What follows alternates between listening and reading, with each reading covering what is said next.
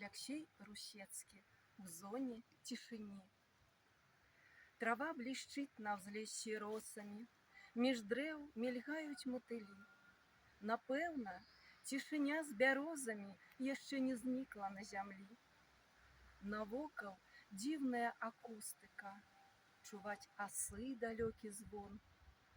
Няўжо з транзістара, з акусціка не гаркне раптам стадыён? Няўжо цяперашнія конікі не прагарцуюць міма ў лес? Мотацыклісты, мотарольнікі, рассыпаўшы сумродны трэск. Не ўспомніцца тут грукат, вуліца, абраў сюды дарогу сам, у лес, які імкліва журыцца, ужо ўваходжу, як у храм. Магу дзень выхадзіць і выстаяць пад шатамі асін, бяроз, дзе задумленнасць урачыстая находзіць на мяне з нябёс.